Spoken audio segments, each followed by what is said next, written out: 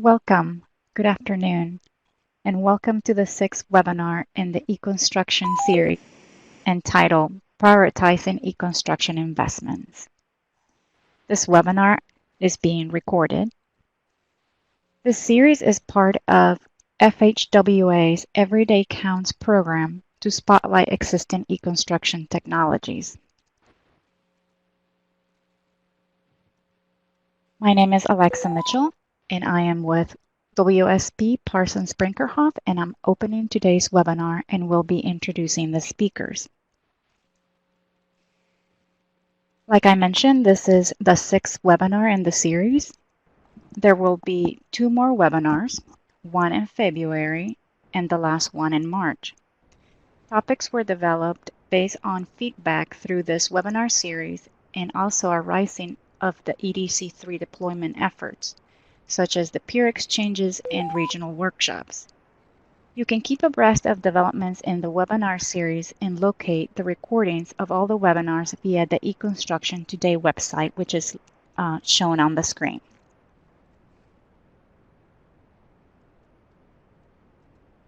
Today's webinar learning outcomes are to understand the EDC4 goals for eConstruction and partnering, identify key elements for setting up a plan for implementing or advancing eConstruction, and to understand the considerations when prioritizing investments for eConstruction initiatives.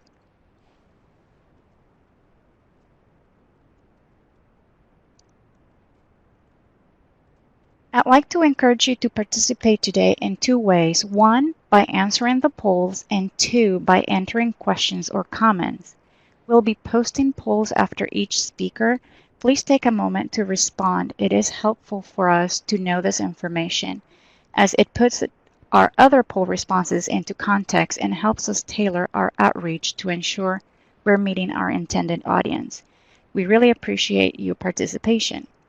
Also, if you can please locate the Q&A pod on the left side of the screen, middle left side of the screen, you should enter all your questions through that Q&A dialog box because we will be tracking the questions there.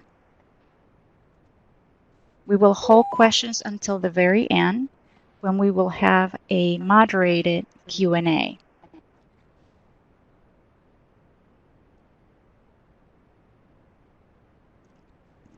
And our first poll is now on the screen. If you can take a few moments to respond.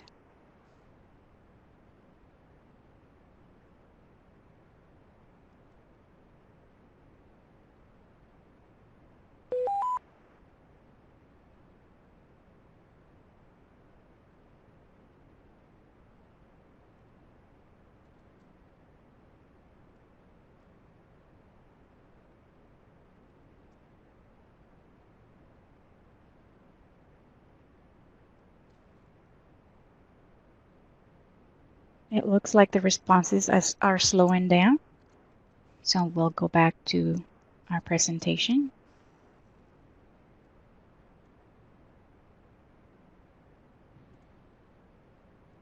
And we went through that first poll. On the screen, you should be seeing the agenda for today's webinar. And we will have three presenters. We will hear first from FHWA, followed by PennDOT. And we will conclude with a moderated Q&A session. Right now, I'd like to take a moment to introduce all of our speakers for the webinar. First speaker is Catherine Wisner, who is employed as a construction and contract administration engineer in the Federal Highway Administration. CAD has been integral in the deployment of e-construction and 3D models under EDC3 and will be leading the e-construction and partnering deployment under EDC4. She is a registered professional engineer in Pennsylvania and Maryland, a certified NHI instructor, and has worked for the Maryland State Highway Administration and FHWA's Eastern Federal Lands, Pennsylvania Division Office, and now with the Resource Center. The second speaker will be Rebecca Bickley. And Rebecca has served as Director of the Bureau of IT Project Development and Delivery at PennDOT since 2009. Becky's team is responsible for IT policy and strategic planning, portfolio prioritization, business analysis, project management, and administration of PennDOT's $116 million IT budget. During her tenure in this position, the number of active IT projects at PennDOT has increased from 6 to 111. E-construction projects are among the projects for which her team is responsible. Our final speaker today is James Foringer, and Jim is the Assistant District Executive in Construction Engineering for District 11 at PennDOT. Jim's responsible for administration and oversight of district highway and bridge construction program, which averages $300 million per year. Mr. Foringer has 32 years of experience managing highway and bridge construction projects. And lastly, he has utilized PennDOT's electronic engineering and construction management system since 2002. And has been the business community champion for e-construction since 2012, with involvement in mobile construction and project collaboration development projects. We will conclude the webinar with a moderated question and answer session. So don't forget to input your questions in the Q&A pod. Now I would like to turn the presentation over to Kat. Kat, you are on. Thank you, Alexa, and on behalf of Federal Highway, welcome to everybody on the phone call today. As she mentioned, this is the 6th of 8 webinars, and we're glad to have everybody here today to look at how we can take e-construction and prioritize that as an investment in your state DOTs. So let's take a look at the good old map. EDC3 has a goal of 30 states reaching the institutionalized stage by December of 2016. As you can see, we are only about halfway there, so in case you haven't heard, e-construction will be continuing as a technology under EDC4. It is being rebranded as e-construction and partnering, and we will be adding the partnering component to the discussion. Feedback from the summit caucuses indicated we have 35 state DOTs selecting to advance their state's e-construction and partnering status under EDC4 between 2017 and 2019. Your recommendations regarding ways to facilitate new activities under EDC4 will help us obtain the goal of 30 and affect movement in the corresponding stages for states too. So please feel free to reach out to me in the coming weeks and months to let me know how we can help you advance e-construction in your state. Quick reminder of our EDC3 e-construction resources that we have so far. E-construction implementation plan was generated incorporating ideas and suggestions from our state DOTs to provide recommendations for Federal Highway to act upon. Some of those examples were our in-person and virtual peer exchanges. We have 15 in-person. So far we've completed 11 of those. We have 4 scheduled in the coming months. We've done one of our virtual peer exchanges was on digital signatures. That was with Florida. We have 2 more coming up in the next couple months, and we're looking for topic suggestions from you. The success of the exchanges is evident in that Arkansas participated as an exploring state, and as a result of the exchange and their acting upon the ideas coming out of the exchange, they have now been promoted to a lead state status, and they have hosted an in-person peer exchange with Nebraska. We're also conducting a Federal Highway mobile device pilot with our division offices, implementing e-construction alongside our state DOTs, deploying iPads and Surface Pros in the fields for our POKI, PODI, and CAP reviews. Also using it for ER events for DDIRs and for daily activities outside of the typical office environment to ensure Federal Highway is keeping pace with our state DOT partners' technological developments. We've also done the webinars. Again, one of those is today's. We've done 6 as of today of the 8 to go in-depth into our state DOT deployments. As Alexa mentioned, we'll have 2 more in the coming months. The next item we had was the 3D regional workshops. We completed the final workshop this past October in Virginia, where we had multiple states and vendors come in and provide panel discussions and networking opportunities for e-construction. All of the EDC3 information is posted on our eConstruction website on the Federal Highway web. If you Google FHWA and eConstruction, it will take you right there. We have lots of different reports up there on activities we've already done.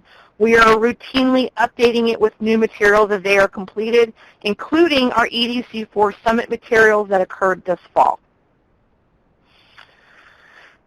As we attended the EDC3 peer exchanges and workshops, common challenges became evident that each state needs to consider as they begin e-construction deployment. States vary in program size, their needs, and the level of investment and sophistication, so e-construction solutions vary accordingly.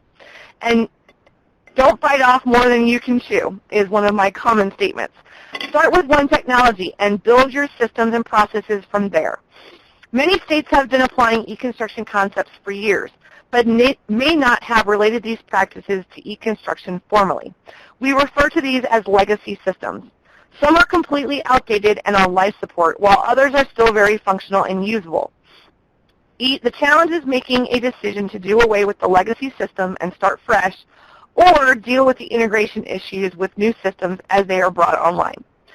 Some states are also still struggling with upper management buy-in to advance deploying e-construction. Each of the exchanges has hit upon this concern. I recommend reviewing the exchange reports on our website if you are a state struggling with upper management support. And also, our 8th webinar will talk more in depth about the return on investment. Being able to show management return on investment is vital. Early on, there may not have been enough data out there to help states get their arms around this. But as time has passed and more of the lead states have gathered data, we have become very confident that the return on investment is significant. Federal Highways Turner-Fairbanks Highway Research Center data analysis results are supporting very positive returns on investment. The final report is expected in early 2017, and we hope to have that information presented as part of the final webinar in this series. Our state presenters today will touch on this subject based on their experiences. We have a few items for you to consider when prioritizing your e-construction investments. The first, states need to consider a holistic program awareness and connectivity. The concepts of data integration from design to construction to maintenance and even asset management has the ability to streamline processes by eliminating electronic silos and converting to a single source of truth for project development and delivery. We need to modify industry thinking from collection of documents to the collection of data. E-construction is not just about converting paper to PDFs or using digital signatures. It's about not generating any paper in the first place. Systems where data is interconnected, integrated, and interchangeable are driving the most successful e-construction initiatives, as you will see today with PennDOT's experiences. Many states are already deploying outside, many states are ready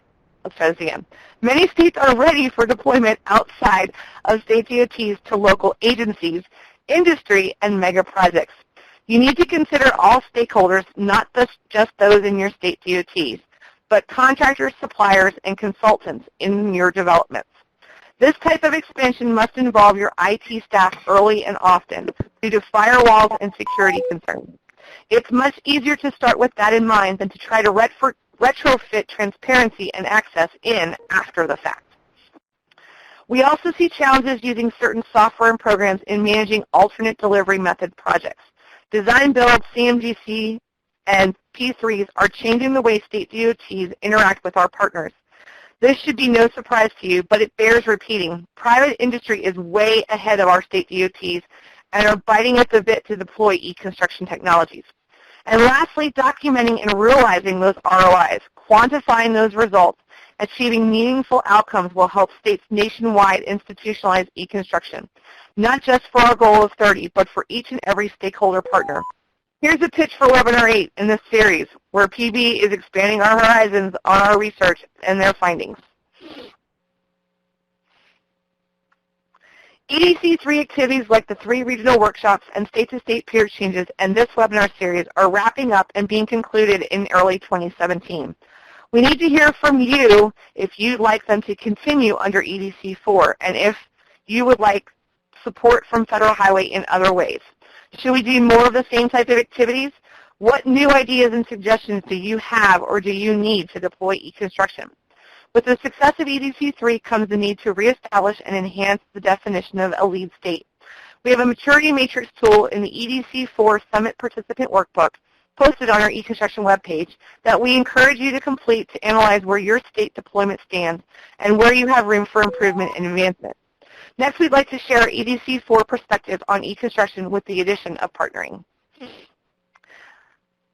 As we deploy eConstruction under EDC4, we will be highlighting how eConstruction technologies advance partnering concepts and practices. Partnering is still a valuable tool that focuses on the fundamentals that facilitate tangible benefits to our state construction partners and projects. Construction partnering is a project management practice where transportation agencies, contractors, and other stakeholders create a team relationship of mutual trust. As a team, they promote recognition and achievement of mutual and beneficial goals. They communicate openly to resolve problems and minimize disputes and claims. The result is successful completion of a quality project that is built on time, within budget, is profitable to the contractor with safety as the #1 priority. The benefits of eConstruction are simple: eliminating paper, utilizing digital technologies, operating in a secure environment accessible by all stakeholders, and having a data source that creates a single source of truth. While both topics are standalone topics, they are also very complementary to each other and have synergies between the two, such as improving efficiency and project performance, enhancing communications, transparency, coordination, and collaboration. A number of states have a renewed interest in partnering, influenced by a continued desire to reduce claims. The avoidance of claims is a primary outcome of successful partnering. We now live in a world where alternate delivery methods, which have realigned the traditional contractual obligations. Policies and procedures need to be updated to keep pace. Items that were written in the 1990s for partnering have become outdated and require a thorough review and adjustment to meet the requirements of today's construction world. In fact, many in today's marketplace or workforce were not yet born when a lot of these policies were written and implemented. Let's start with this. Is formal partnering still effective? Most of us would say maybe for large complex projects or for new contractors coming on the scene. In these cases, the traditional in-person process has its benefits.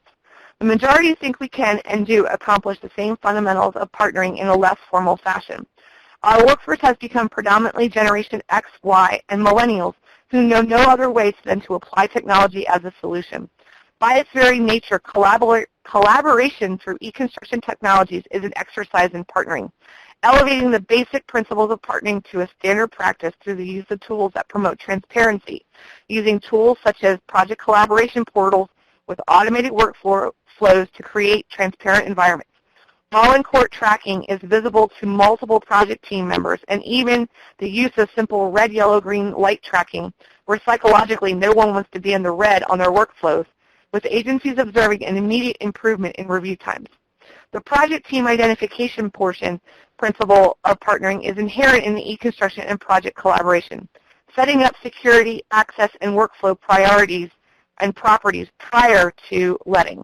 Identifying team members, their roles, and their alignment with project team members is vital. Streamlined processes and procedures is also inherent in both partnering and eConstruction. SOPs are established before award and agreed upon early in the project lifecycle, promoting efficiency throughout the project. Lastly, as mentioned before, claims avoidance is our #1 priority under partnering, so early issue detection and dispute resolution are key. eConstruction makes early issue identification very easy through workflow tracking, version control, and the transparencies of the system. The bottom line, technology on construction projects has influenced the way the desired outcomes of partnering are achieved. Since the inception of EDC3, the eConstruction initiative has been focused on reducing and eliminating paper and increasing project delivery efficiency through the use of technology. As we continue the journey into EDC4, my hope is that paper specs, plans, and documentation you see on the left become a thing of the past. State DOTs are beginning to deploy mobile devices to field staff to reduce all that paper. Inspectors are being able to quickly access project documents via stored files, and the web is rapidly changing how construction projects are being managed. The ability to do daily diaries, capture photos and movies, communicate via email, Skype, and FaceTime are no longer the state of the art. They are currently the state of the practice. Just a reminder, email me your recommendations regarding continuing EDC3 activities as a way to facilitate new activities under EDC4. and that will help us obtain the goal of achieving 30 states of institutionalized e-construction and affect movement of the corresponding stages for your states too. Next up, we have a poll, I believe, from Alexa Yes. and Ches. Yes. Let's bring that up. All right, so there is another set of poll questions on the screen. So if you can take a moment to respond, we would appreciate it.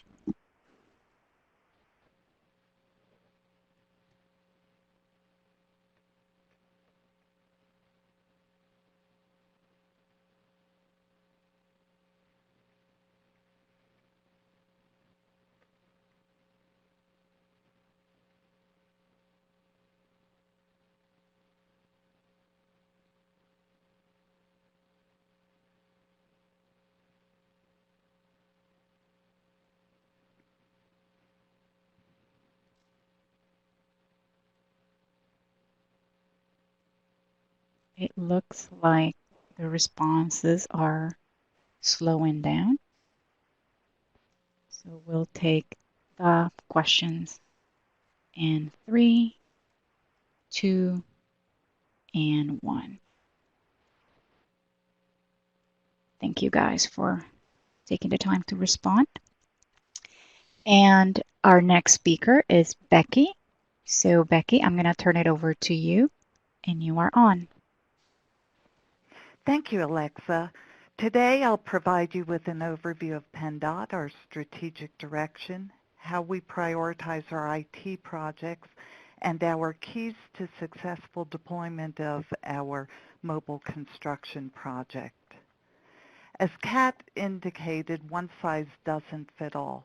PennDOT's a relatively large organization. We're responsible for about 40,000 miles of roadway, over 25,000 bridges, and over 700 active construction projects valued at over $6 billion. We're also a diverse organization providing driver and vehicle services, multimodal transportation services, and long-term strategic transportation planning. All of our Commonwealth agencies are governed by the Governor's Go Time initiative, the Governor's Office for Transformation, Innovation, and Management Efficiency. Fortunately for us, the Director of Go Time has stated that PennDOT's mobile construction project is the embodiment of transformation, innovation, and management efficiency. So we have a lot of high-level executive support for this initiative. Additionally, all of our activities must align with the department's strategic goals and objectives, which you see displayed on the screen. Now, as a large and diverse organization, our challenge is ensuring that all of our IT project portfolio aligns with the strategic goals and objectives. So while we have over 100 active IT projects currently, our end users would tell you we only have a little over 100 projects activated. We receive many, many great ideas, but we can't fund and staff them all.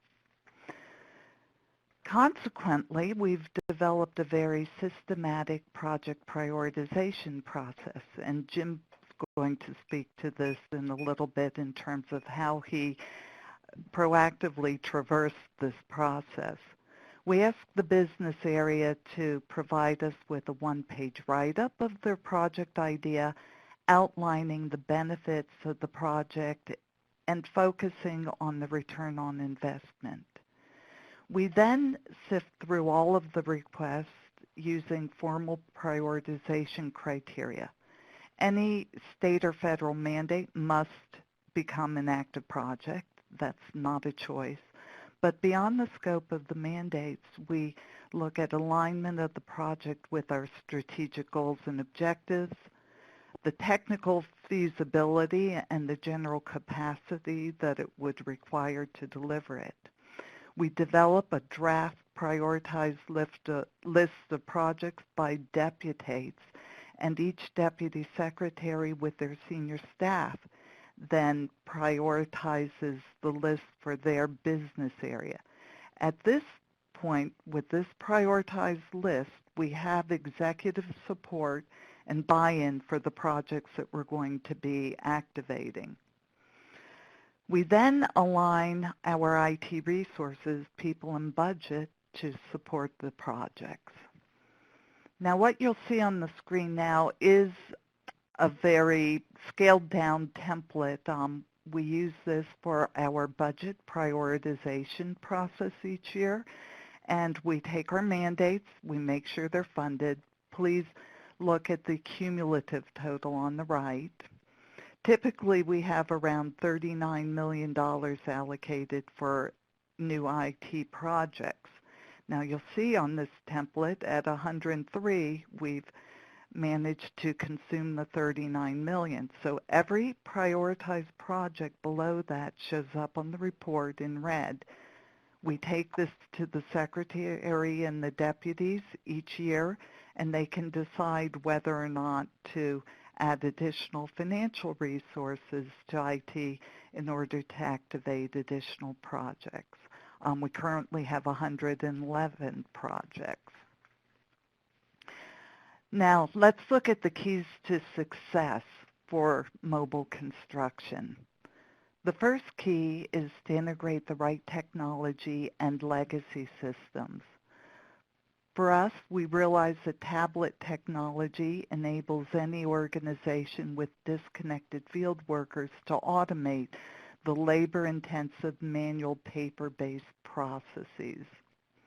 For mobile construction, we selected the iPad because it could support the complexity of the activities and afforded a very high level of data security. And security is very important within IT.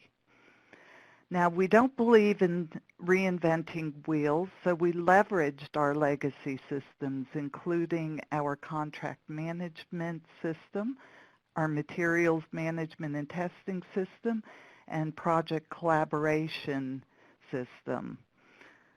The tablet also enables us to download enough data and functionality from these systems to ensure operational efficiency even when our folks are on the wrong side of the mountain and totally disconnected. They can function as though they're directly connected with the legacy systems. Another key to success is ensuring that you have interdisciplinary teams at all levels. What I've displayed here is PennDOT's standard IT project governance structure. Please note that there is business engagement and IT engagement at every level within our governance structure. Truly, in order to be successful with any IT project, we must have a partnership with the business area in order to ensure successful delivery. We've also committed to rapid delivery through agile project methodology. Our mobile construction teams had 30 business value added releases in 36 months. But please note, agile project development requires a really significant culture change from me to we in the world of IT. And without a complete partnership with the business, we would fail. Another key success factor is a commitment to re-engineer and automate processes. We like to say at PennDOT we do not just slap iForms on iPads. If we did that, we would not experience the level of operational efficiency, improved data quality, or improved management oversight that we're committed to deliver. We're committed to end-to-end automation of our processes. What you see in this picture is a blended team of construction folks at the construction site with the tech nerds, and I'll let you guess who the tech nerds are. A hint, some of them don't have hard hats, but some of them do. Now, how did we get started? We knew that the people who were the end users weren't really familiar with tablet technology. Remember, we've been at this for several years now. So we decided to familiarize our users with the new technology by giving them immediately access to commercial apps and to email. As we started to develop native apps for the iPads, we started with simple apps. The first app we delivered was our mobile document management app, which eliminated the need to carry thousands of pages of hard copy manuals and plans that were specific to the project. Please note we also made these documents searchable, adding additional operational efficiency. Using that as a foundation, we built complexity and then automated workflow to automate our processes. As you can see, this drawing has been annotated and it can then be sent through an automated workflow for approval. Additionally, we tackled the most complex functionality last. We didn't start with force accounts or source of supply. We gradually built complex calculations and payment algorithms into our apps as we deployed them incrementally using our Agile process. In conclusion, in order to be successful, our advice is to transform your labor-intensive paper-based processes through end-to-end automation. Develop an overall roadmap for your entire project, that is, define the scope of the entire automation initiative, but leverage Agile development to ensure rapid delivery and continuous end-user engagement. And remember, you're competing with others for IT resources. Be prepared to document your operational efficiencies, your improvements in data quality, and the improvements in management oversight. Thank you. Thank you, Becky. And now we have another poll. So on the screen, you have 2 more questions to respond to. I also want to remind you that you can post your questions on the Q&A pod. We will be keeping track of those questions and assign them to the speakers at the end when we moderate the Q&A session.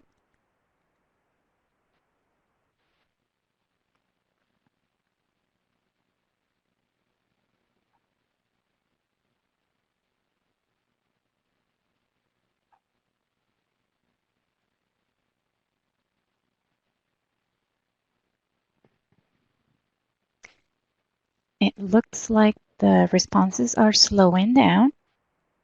So if you haven't had a chance to respond, I'll give you 3 more seconds and we'll take it away in 3, 2, 1, and we are back to the presentation. Okay, so our next speaker is Jim. Jim, I'm going to turn it over to you and you have full control of your slides. You're on. Thanks, Alexa. So I'm going to go through kind of from a business perspective how to get executive management buy-in. I guess first, before really get started, how does a district construction guy get involved? Well, as Becky talked, there's always some type of initiative for increased efficiencies through the department. So I actually got involved in a construction quality assurance team, and what we really identified is, hey, we need to create efficiencies and reduce our documentation with the whole goal in mind of increasing the time our inspectors are in the field. So Becky mentioned the white paper. So what we did is the team I was in charge of, we put together a 21-page white paper to try to get management support. So so this is just a snapshot of the team there that was involved. So so what I want to do is kind of go over the main tenets of our paper here, and I'm not going to read the whole list, but going to touch on each one that made up our white paper and kind of walk through and give you an idea of what you should be thinking about for each one. So first, the problem statement. You don't want to assume that your executive staff understands your problems. I mean, they know you do a lot of work, a lot of documentation, but they really don't understand all the intricacies of it. So you need to make sure you have a robust problem statement, again, that tells them what your problem is and what you're really looking to achieve, and be as clear as possible with that. Next, the goals and objectives. We looked at kind of our high-level goal was to provide web-enabled access, to have mobile devices, to document everything, and again, to ensure that quality inspection. Now, we really started our ECMS, our construction management system, back in 2002, and quite honestly, myself and my counterparts, we thought we were going to get data collectors out in the field because we had that initial electronic system. So, we were asking for it, and guess what? When you really kind of do a gut check, you really weren't doing what we needed to do other than saying we wanted something. So we all got together and came up with our project goals and objectives. And beyond the ones listed here, we wanted that access to documents. We wanted to get to our other legacy systems that Becky talked about, photos, emails, as-built. And the other big important goal and objective we had in our paper, that it had to be available to our PennDOT inspectors and also our consultant partners that help us do inspection on our projects. Next, we actually gave some background. It was real nice that one of our local consultants had actually done some pilots of iPads on some PennDOT projects and actually put a TRB paper together and presented in 2012, just as we were starting this. So it was real nice to have that as an attachment in our appendix and a reference, and they evaluated the anticipated benefits. So this just goes to show you what we put in our white paper, roughly 17% per day. So again, we anticipated those benefits associated with the technology, the most important of which is that increased efficiency. And again, our selling point was we wanted to spend more time inspecting and less time performing all those administrative duties. Then we took a look at costs, and quite honestly, we did this in a vacuum. We didn't engage the IT folks. In hindsight, I wish we had. We should have been involved with them sooner. So we actually kind of took a stab at in the dark of our costs. So these just show, we were thinking just the cost of the iPads and the devices and the service, and what that cost was going to be is how we looked at it initially, not all the development costs that would be needed. We actually tried to look at the whole project and the whole analysis. We tried to give them our full picture, our whole vision. So not just looking at the construction activities, thinking, the other technologies that's out there. And we had a real good brainstorming session. And this is just part of our project analysis that's shown there. Yeah. The next, the deployment. We spent a lot of time, what's the biggest bang for our buck, so to speak. So, we looked at the short term. So the one thing we recognized is, as Becky showed you, our MC Docs application that we ultimately developed, we really looked at all the publications and the inspector's daily diary as, the inspector. We tried to keep the inspector in mind and not build a system that was, that we were able to manage things with. We wanted to give the inspectors a very good, excellent tool.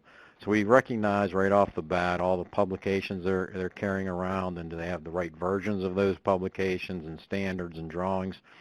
So we looked at that as the deployment to the inspectors. Our midterm there was then we looked at the supervisors, managers, and engineers. And then long term, we really knew we wanted to start collecting data to use to improve our construction quality and our processes, and again, integrating that into our system. In each one of these phases, we did an analysis of what that cost savings would look like.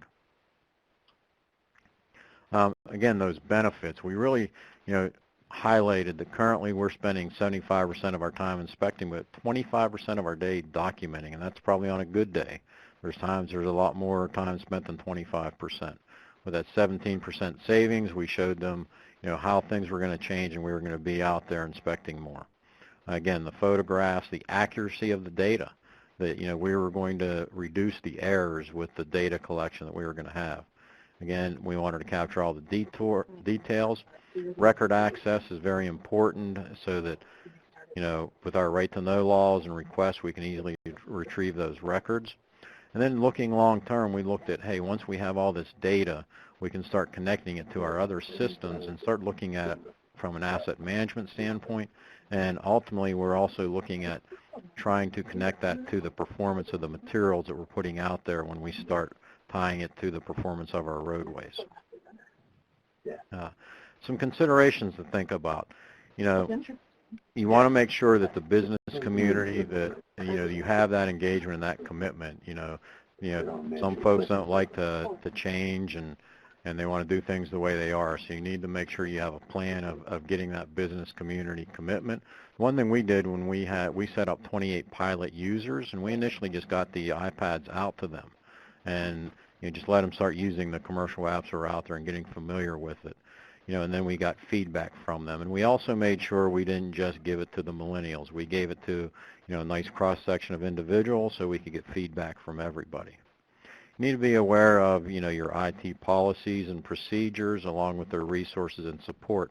And really with the policies and procedures, you're going to need a lot of patience to respect those policies and procedures, all the safety features and security features that need to be built into the systems. So again, you need to respect that. We knew we wanted web connectivity, so that actually took us the last point there, the business partners accessibility. We had to work through with our consultant partners how we were going to reimburse them, and whether they were going to supply the iPads, whether or not we were going to pay for the iPads and supply them, and also as far as the 4G service, as far as payment for that. The other thing here is you want to get started, but you also need to realize it's going to be a sustained effort. So you need to look at all those references, all the key documents, everything that you want on there. You might not get it all at once. You need to have a plan of, what are those key documents that you want first. You really need to look at the commercially available applications, whether it's ones that aren't directly related to e-construction. We have one that gives our inspectors the evaporation rates and conditions for potential cracking of concrete. So we also identified those commercially available applications, and I know there's other applications out there now that are developed especially for e-construction. Our caution would be that you want to make sure that those applications are robust enough, that they're going to be available and up and running when you want them to be running, that they have the security that you need, in your systems. You want to walk through the process maps. In our white paper, we actually, again, we didn't assume that management knew our processes. So we actually mapped out our current process and what we wanted to do and how we wanted it to work from a flow chart. And it's important to make sure you understand those flow charts and those processes and have them mapped correctly of what you're looking for. Again, we looked at the statewide oversight cost analysis. We ran reports of all of our consultant costs, all of our department costs, and had good data that we, had confidence in. The other thing with the, if you do, try some pilots, you want to get those after action reviews and get them documented, be honest with the problems and the pain points, and try to address them. And the agile method that Becky talked about is great for that. Again, you need champions, and you need to market this every opportunity you have, and be assured you have the business community commitment. As far as the marketing, you want to take every opportunity internally. We actually had a management workshop, and I've told folks the way Becky and I, met is she actually came looking for work, quite honestly, and looking for opportunities for mobile devices. And it was nice to have this white paper available to have and to talk to her about it. So thank you for your time. Thanks, and with Jim. that, I'll turn it back over to Alexa. All right. So before we go to the moderated Q&A session, and another reminder for you to start putting your questions in the pod, we will like to hear your feedback on the presentations on the webinar. So if you could take a few moments to provide your feedback, we appreciate it.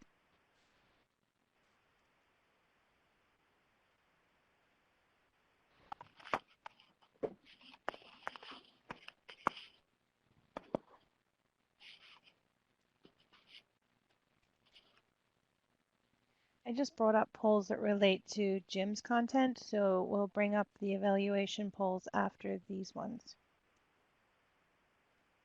Thanks, Jess.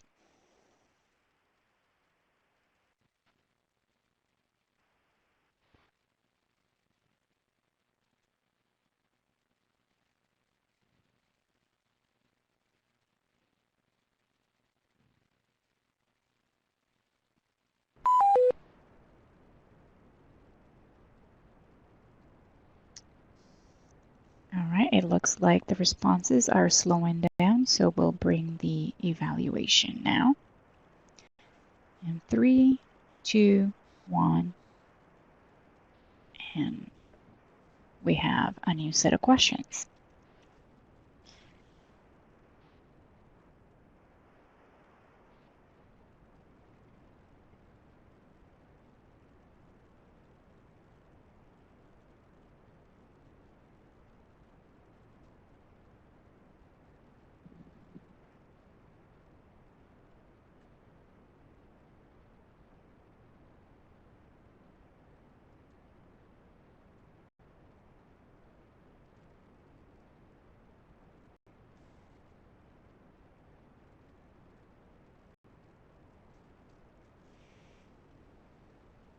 All right, so thank you for that feedback. And one more thing before we go to the moderated Q&A session, I want to take care of some housekeeping items. But in the meantime, if you could think of some questions to ask our speakers, they are available. We have about 15 minutes for Q&A. So the Q&A pod is on the left side of your screen, middle left side of your screen. All right. So next, I want to remind you about the last 2 webinars in the series. Webinar 7, the title is Acceptance and Training for E-Construction and is scheduled for February 15th at the same time. And we will have our 8th and final webinar on March 15th, titled Making the Business Case for Funding. You can keep up with all the developments in the webinar series and locate the recordings of previous webinars via the eConstruction Today website, which is on the screen. The last thing before we move to Q&A that I wanted to cover is how you can get your PDH certificate. So this link can be used to get a request form. I just want to warn you that you need to make your request within 24 hours. And also, this is a Google form. So sometimes Google Forms get blocked by the firewall. So just be aware of that. We'll bring back this slide after the Q&A.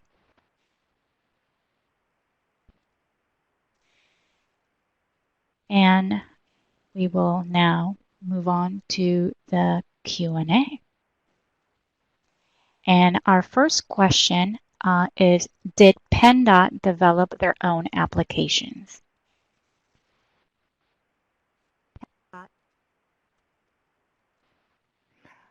Yes, in fact, we developed native iOS applications to support the functionality of our construction project folks.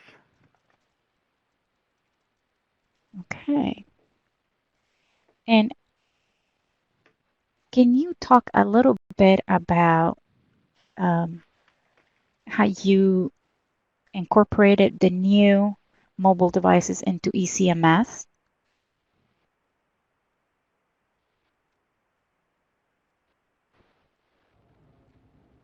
Okay, for those who don't know, ECMS is our contract management system. And Jim, jump in at any time. And the materials that are to be used, the payment schedules, all of the data associated with the contract resides in ECMS. So we've integrated with that to ensure that we can trigger payments. Jim, do you want to elaborate on that? Yeah, so I'll just, I mean, our ECMS is our electronic contract. We actually use ECMS. It's electronic bidding. We award and execute the contracts, as we call them, time extension changes. That's our official contract. And then we had a standalone construction documentation system that we've now integrated into ECMS. So our daily diaries are there and our pay estimates, all of our pay quantities. So we have that system out there that's web-based. So our mobile device now interfaces with that directly. So we have developed what we call a PSA, a project site activity application, that the inspector can pull down all the plan station locations, all the item numbers, and can actually fill out his or her diary every day right on the mobile device, and it syncs to our ECMS system and compiles all the pay estimates. The one thing we also have in that is an approval process, so it doesn't just go directly for payment. It has to be reviewed by a reviewer and approved to check the calculations, and then the resident engineer has to approve it. Then it's ready to be put on an estimate payment for payment. So they're really well integrated. Our documents are integrated with ECMS, so we can actually pull down all the contract, all the special provisions, all of the actual plan drawings from our ECMS system to the mobile device, so that they have it even in an offline mode. Yeah, the key to PennDOT system is that ECMS is essentially the portal that leads to everything else. So while there may be other systems running in the background, everything feeds into that one location, which is web accessible to anybody who's a business partner and has a user ID.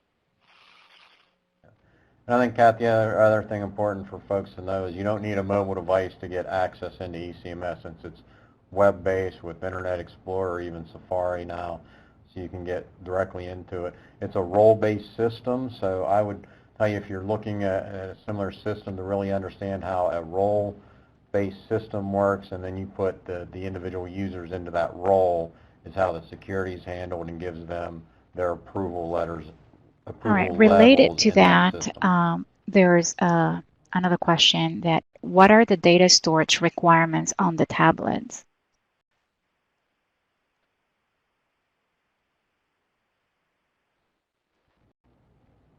Oh my goodness, I don't know off the top of my head. Jim, I know we bought the most robust iPads, but I don't know what percentage of that's being utilized.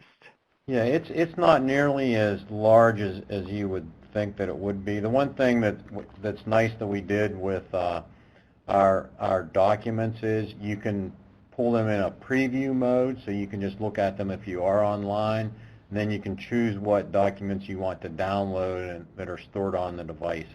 And they're not, I think, and I'll look here while we move on, but I think it's, I think we're using less than 10 gigs on average, I believe.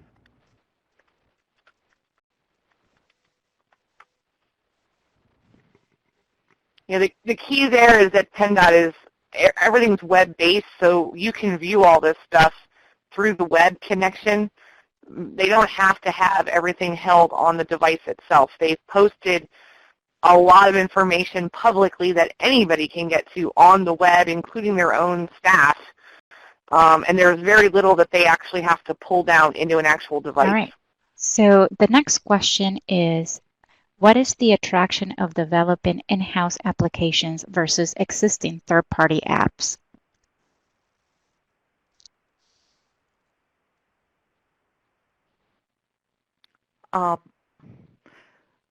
We sometimes use COTS, but we've found pretty consistently that they don't always meet all of our business needs. And it doesn't take a whole lot to put together a team of iOS developers to do native app development. and it's enabled us really to customize our apps to our end users' needs. As you saw in my presentation, the developers are out at the construction sites and they're customizing the automation for the PennDOT and our consultant partner staff. So that would be the obvious benefit, customization. Alexa, I will go back as far as the storage. It looks like we have 64 gigabyte iPads is what we're using. Right now I have 8 gigs that I've used, and I have some pretty large construction projects downloaded onto the iPad. So again, I think the thing that's nice is, once you, for those daily diaries and syncing them, then they're no longer housed on the iPad once you sync them. All right. The next question is, how much effort did it take to develop the savings analysis?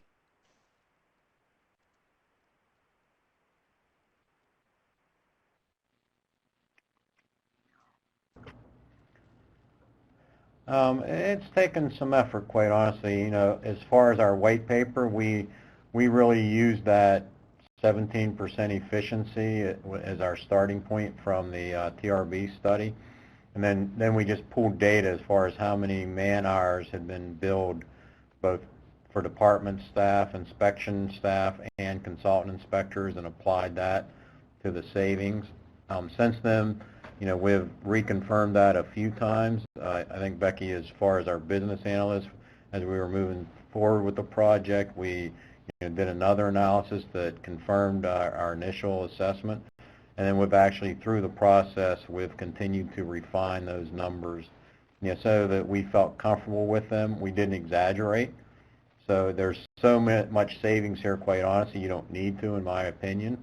But we went pretty in depth, and it took a couple staff, a fair amount of time, to really dig in and look at that and get feedback from the inspectors, how much time it's saving them to do their diary, and then how much time is it saving you in reviewing things. And we had a pretty detailed breakdown in calculating those savings, and we continue to look at those on a quarterly basis to confirm the numbers and get the information to our Go Time project that Becky talked about. Yeah, and we've been very, very, very conservative in the savings that we report, because obviously there's a lot of oversight and scrutiny of our numbers. We're reporting out $17.5 million a year in savings, when in actuality it's probably somewhere closer to $22 million, but we didn't want to include anything that was hard to measure or hard to access routinely.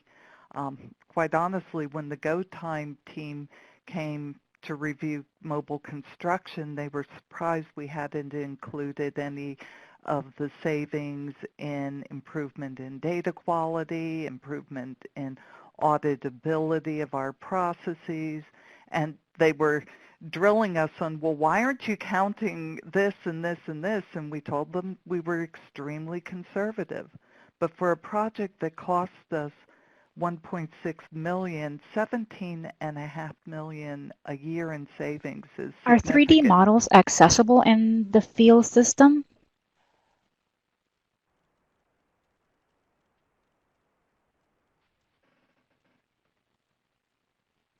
They're not at this point in time. We're starting to do design with 3D design, and we provide that model that we're making available to our contractors.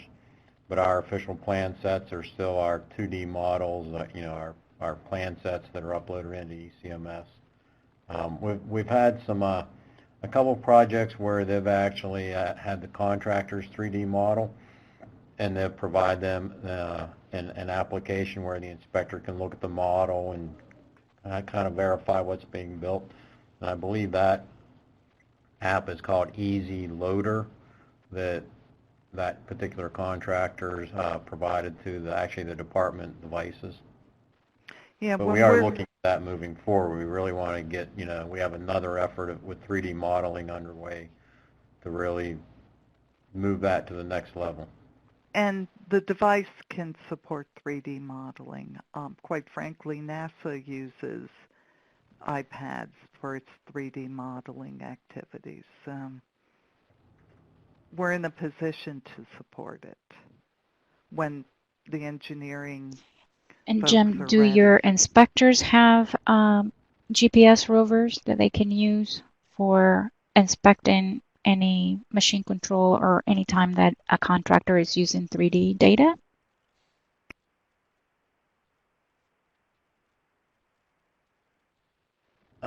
Yes, especially with the when they're using GPS for survey or the automated guidance. We're still struggling with that a little bit, to be honest with you. I had a project this past construction season that it took us a little while to get the model developed and approved, and then for them to provide the All right. rover to our Has inspector out there. PennDOT used construction partnering either formally or informally to pilot some of the e-construction implementation?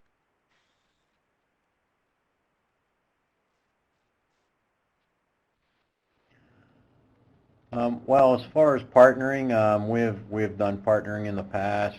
We partner our larger complex projects, at least here in my district. That again, those complex projects in an urban area.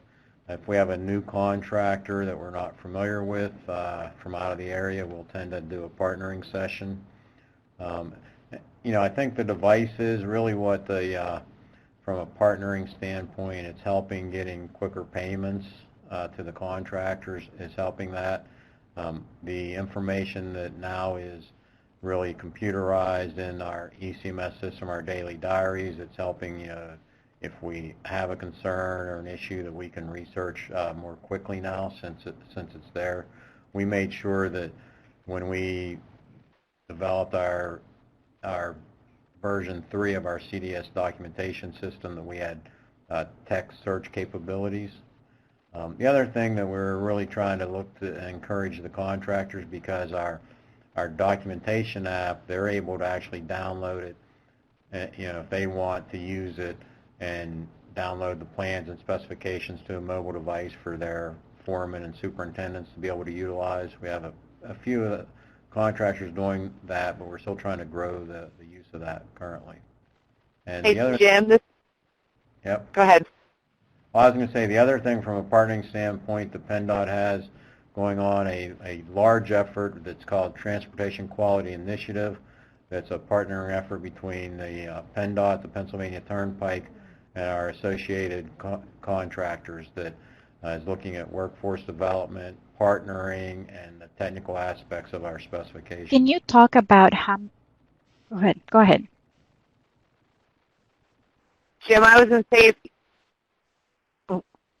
Jim, if you could highlight the one time you guys did through partnering were able to adjust some of those specs through what you guys were doing with your revisions on the e-construction process. You guys were able to get some leverage. Yeah, I forgot about that, Kat. So we actually, through our automation process, the one thing that we identified we wanted to automate that's a big undertaking for the field staff is, time and material, we call it force account work.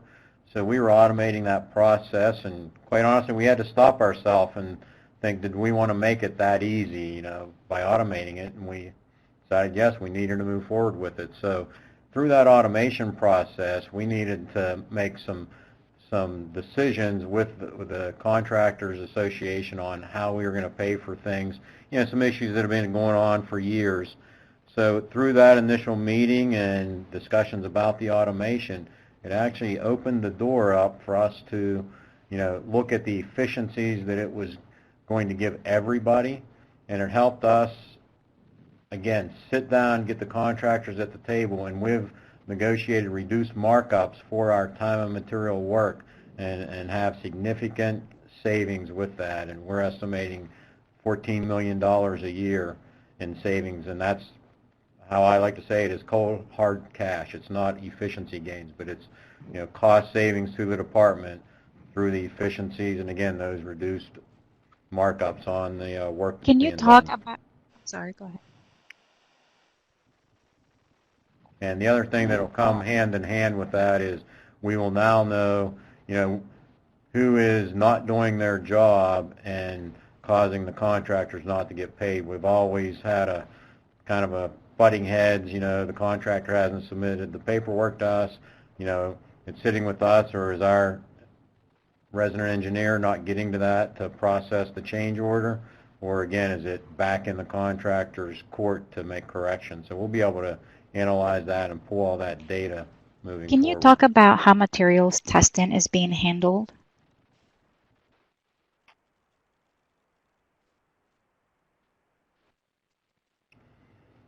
Yeah, we also have an electronic construction materials management system. We call it ECAMS. So it replaced one of our old legacy systems called CAMS. It's now web-based. So our testing lab and testing facilities, that's where they do all their work and put all their test results into that system. And then we get them electronically through that system. So the field now sets up the sample IDs in that system, so when they get to our lab, they're already set up, so they can just do their test and get the results in. The other thing we're using that system for is at our plants. So we have electronic plant books at all of our aggregate, asphalt, and concrete plants that the contractor goes in, or the supplier, and puts all their QC information right into that system, so it's there for our use. They're submitting their asphalt and concrete mix designs in that system for review and approval. And we're ultimately looking, we're going to have a concrete inspection app where the inspector will pull in that information from ECAMS and enter the test results, whether it be the air and slump test, the concrete compressive strengths, and it'll be tied right to that mix design. So that's one of the things that we're excited about as far as getting new data and really being able to analyze that an individual particular mix design and how it's performing moving forward and what kind of test results we're getting out of that particular mix design. Has FHWA determined which deployment products they will create in EDC4, or is there still time for states to provide feedback on the products that might be useful?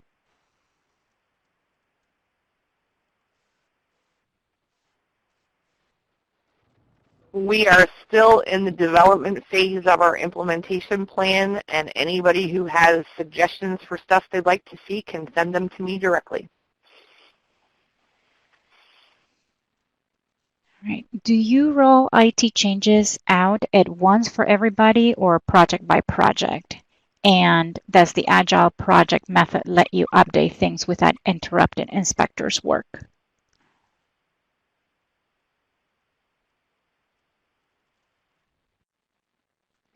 Okay, the deployments that I listed were for mobile construction. We have a number of mobile initiatives, but we rolled out each iteration one at a time incrementally. But you do it statewide, or do you? Well, we start with a pilot group and we get feedback.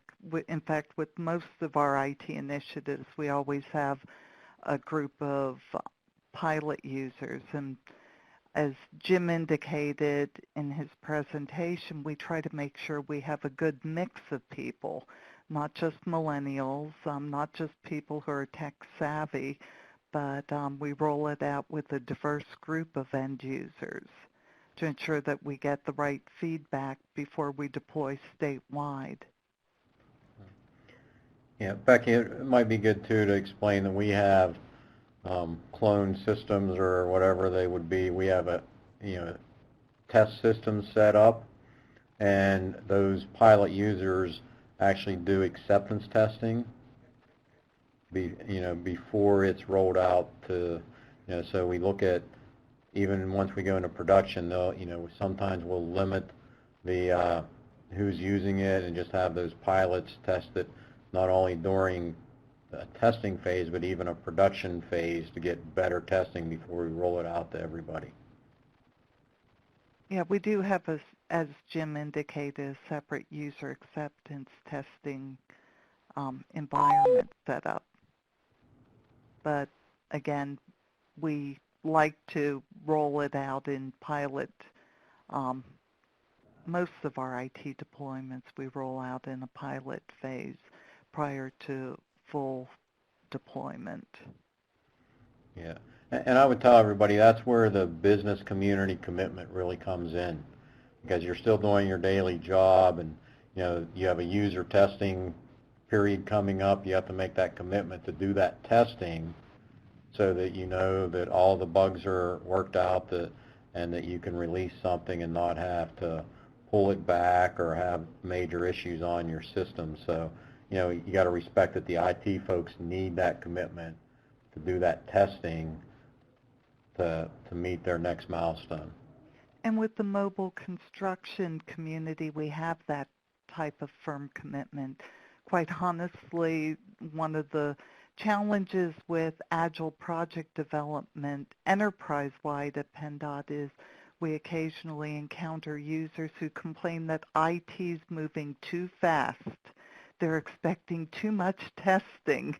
Can't they slow down? So we like to hear that kind of Has feedback. PennDOT worked with any other agencies on these apps to be able to share the effort and the use of the applications more broadly?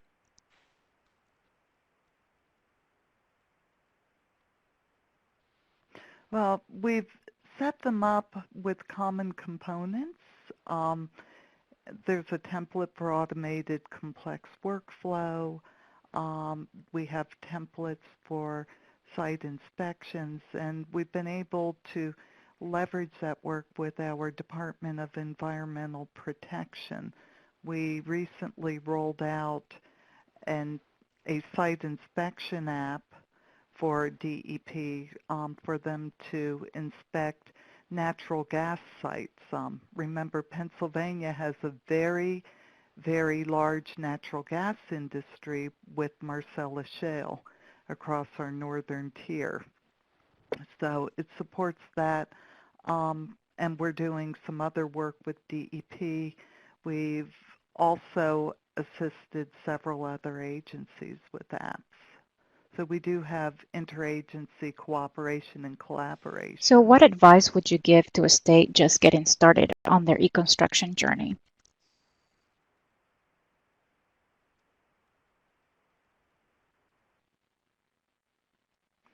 Well, from an IT perspective, I have to say Jim was very aggressive and data-driven. It's a no-brainer when you're prioritizing work, whether or not to prioritize the project that's going to save PennDOT about $20 million a year in operational efficiencies, and it's only going to cost about $1.6 million. But he didn't just do his homework. He also was very aggressive in sharing the data with the executive staff. He mentioned a meeting where he handed the white paper to me. By the time I came back from that meeting to my office, my folks had it, the Deputy Secretary for Highway Administration had it, the CIO had it. He papered the world of IT at PennDOT with the benefits that could be realized with this project. So it made it easy for IT to prioritize it over other requests. Yeah, I guess from the business side, Alexa, I would say you can't just ask for it. You really got to roll up your sleeves and put some information together, and put that information in front of everybody. I think and prioritize what you want, what you think's the biggest bang for your buck, what's your biggest need out there, because at the same time we have our PennDOT project collaboration system that we were working on and had been asking for. That's our electronic submittal system. So we were fortunate enough to get both efforts underway. Our submittal system right now, we have 1,800 projects in there and 156,000 submittals. And that's been in basically a 4-year time frame. So you have to be committed. You also have to make sure you have a plan for implementation. And and I know Kat, we've talked, I mean, just get started doing something, and, so that you can start then documenting the actual savings and the efficiencies You've talked you have. about tracking the cost savings. Are you also tracking how you're achieving other key performance indicators?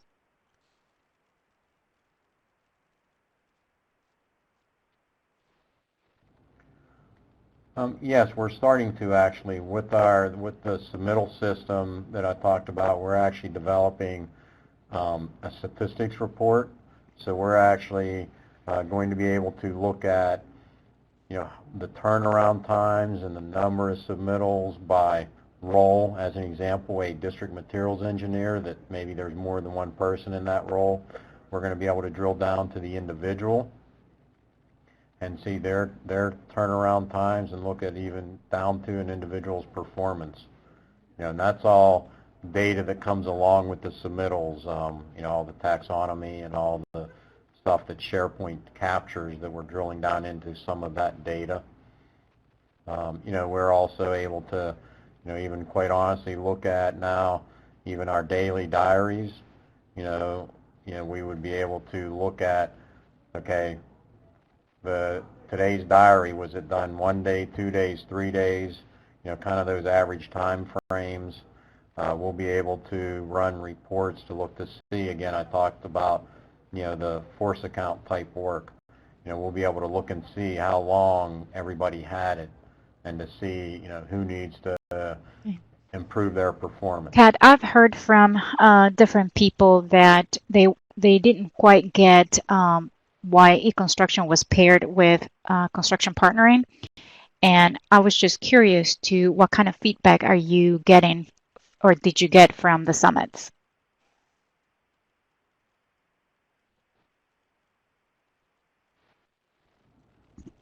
Did we lose Kat? Okay. So I heard a lot of chatter at the beginning when the EDC4 initiatives were announced with e-construction and construction partnering. People didn't quite get it. What kind of feedback did you receive during the summits on that particular activity?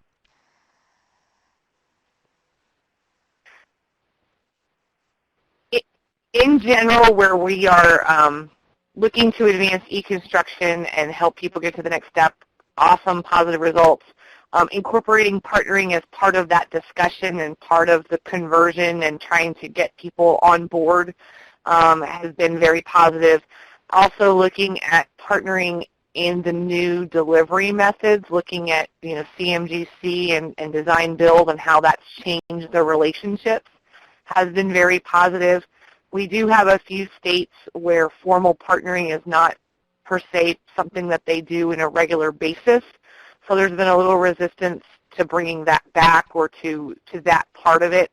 But the informal partnering side has been very positive, especially in relation to the changes that the construction industry has had in the last 20 years. There's quite a bit of information out there now on the benefits, but how do you estimate what it will cost? PennDOT has internal IT, but many other agencies, as Kat mentioned, rely on COD solution. What advice do you have for those DOTs?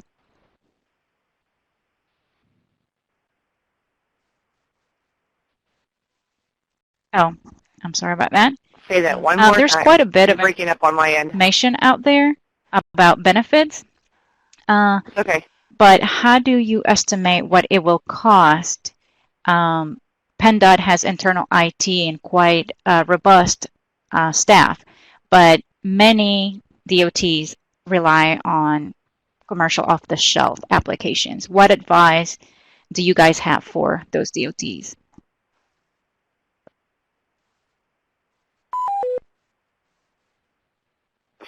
Well, every state's different in how they're deploying the technology, and every state has different resources that they can allocate. The best thing they can do is find one thing that they can do to improve their processes that show a good return on investment for them. Pick one item and deploy that and do it well and get the ball rolling before you bite off the entire project. We've seen some states that try to go too deep too fast, and they can't get the funding, they can't get the support, and they're overwhelmed by their choices. So the most successful states we've seen pick one small item, be it inspector reports, or be it e-bidding, or maybe materials management, or e-ticketing. They pick one thing and build their system off of there, and that keeps the cost down. As far as how they fund different things, there's a lot of different mechanisms. Federal Highway has some programs and ways they can use federal funds through STIC and aid grants. They can use their regular federal aid construction dollars. They can use their indirect cost methods. Some of the devices they can use through their regular field office allocation of equipment and supplies. There's a lot of different ways that we can work with the states to help them fund some things.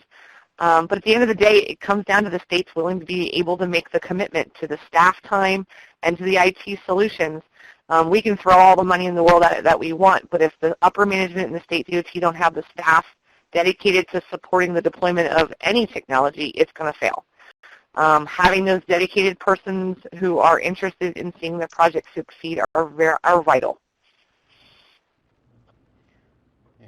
Kat, I would say from a tying e-construction and partnering together, if there's a state that's not doing electronic bidding, they really should look at that. That's a tremendous partnering effort with the construction community.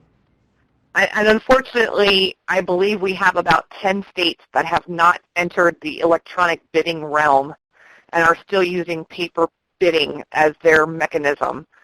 Again, that is a huge low-hanging fruit with immense, massive return on investment for e-construction and partnering is to go to e-bidding. That is an off-the-shelf program that most people are purchasing through one or two different vendors. It's a really easy, simple system to use, and most contractors and AGCs are familiar with it and very supportive of it. Again, yeah, it would be an easy one for any state to pick off and start with. We are out of questions, so let me bring the slide again on the PDH certificates and remind you that you have 24 hours to request your certificate via this Google form link. And